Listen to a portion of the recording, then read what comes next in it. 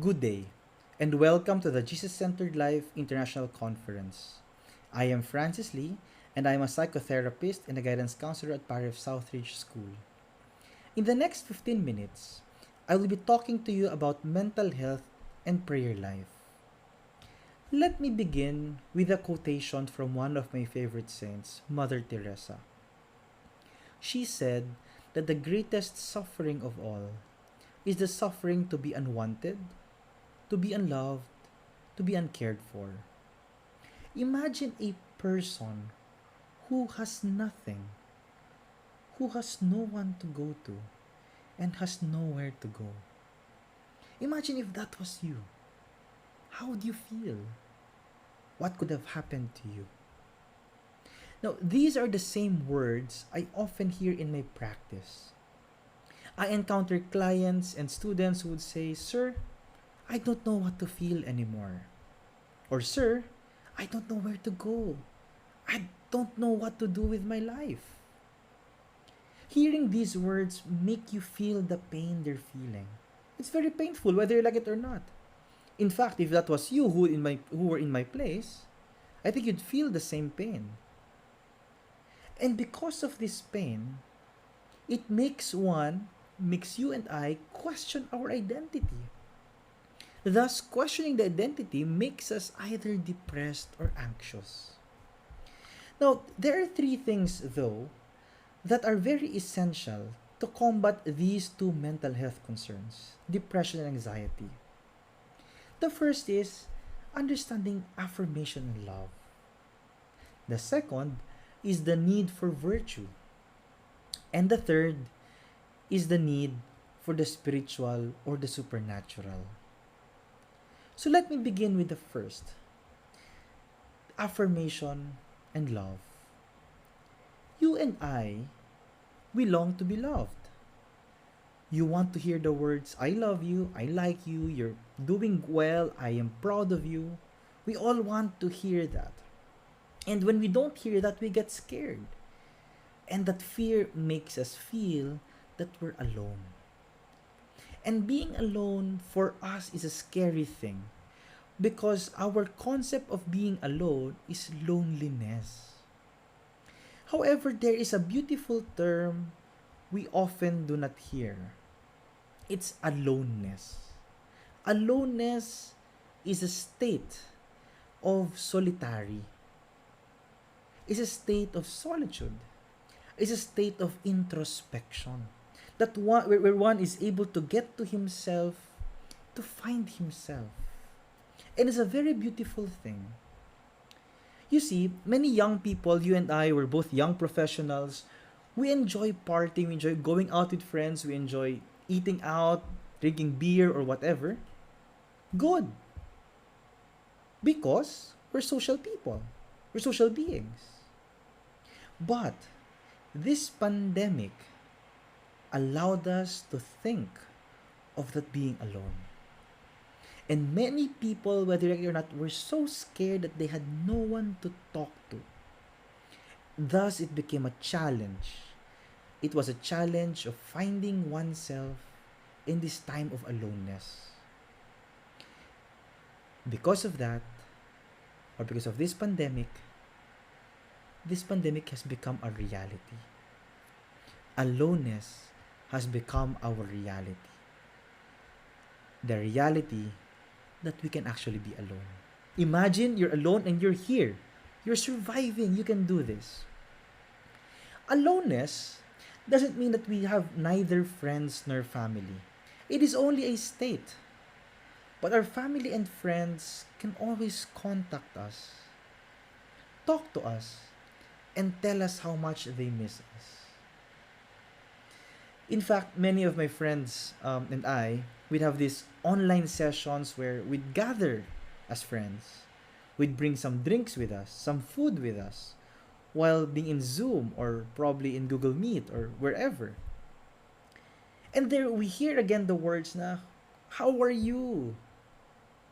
Or we hear the words, "Wow, you're doing okay. You're coping well." Those words affirm you as a person and gives you the confidence again to stand up on your 2 feet and continue this fight. In fact, in this pandemic, we realized how much people care for us and how much we care for others, most especially our family and friends. What is troubling though is if we look for something that is not real. You see, happiness or even this love and affirmation is always contextualized in the environment we move. In this pandemic, our environment changed. We're at home. And this home is a reality. If a person does not live this reality, a person will feel sad and will feel anxious. Why? Because a person is going to look for something beyond the reality he's living in. But right now, your reality is real. And in this reality, you can find that love and affirmation. Number two. Number two is a necessity for virtue. Virtue is very, very important in mental health. In many cases, we associate virtue as something godly or spiritual. But no, it is not. It is actually very human. One doesn't have to be Catholic also or a Christian to be virtuous. You can be a virtuous person without being religious or spiritual. But of course, virtue leads one to truth, then later on to God, who is truth. Virtue makes us strong, not physically, but internally. It is what makes us humans overcome adversity. When problems come, we're able to overcome these problems because of the virtue we possess. One time I was listening to the podcast of Jordan Peterson and he talked about this, the necessity for virtue. And I agreed very much because virtue is needed to be able to stand up on our 2 feet and live our lives. There are two virtues that are very important to overcome depression and anxiety. The virtue of hope and the virtue of perseverance. Let's talk about the virtue of hope and perseverance. I have this friend who was diagnosed with cancer a couple of years ago. And this friend of mine, whom I look up to as a mentor, had a conversation with me once. I was asking him how he was coping, how he's doing his life, how he's working on his life. Because having cancer is a difficult thing. He said that there was this question all the time that, Lord, why me? God, why me? Why do I have to experience this? And anyone who would experience cancer would be asking the same question. Anyone who would be experiencing something that is terminal will be asking our Lord, why did you give this to me? Am I that bad a sinner that you'd give this to me? But at one point he said that he had to move away from that thinking because if he kept thinking of that, he would have gotten depressed. Instead, he thought that maybe I can change this thinking to something bigger. Hope. Cancer cannot be taken from him, he said. But he can hope that it be taken away from him. If you constantly battle with God, for example, if you constantly battle with the people around you, complaining that you have cancer, that won't do anything. But hope can. Hope gives you something that you may not have, but is beautiful. Cancer will always be with him, he said. And he can't do anything about that. And that is his reality, cancer. Denial is the first thing that happened. Why me? Denial is the phase that's strongest of all. The phase that makes us question ourselves, that makes us question God, makes us question everything about us. And if we don't face its reality, as what I mentioned a while ago, we end up becoming sad. But hope allows us to overcome this adversity, to overcome the thinking of denial. I have hope. After a year of chemotherapy, change in diet and lifestyle, my friend recovered fully. He is back in his game. He's a basketball fan. In fact, many students would go up to him, cheer for him whenever he plays basketball. He's a really fun guy. And now he's really back, he's normal, he's teaching, he's doing his ordinary duty again. And think about this. You know, he was able to hike for 5 straight days, 20 kilometers a day, to reach a 100-kilometer goal. He's back in his game. So, what can we learn from that? It's either you face reality and develop hope, develop perseverance, or give up. Lastly, is the need for the spiritual and the supernatural.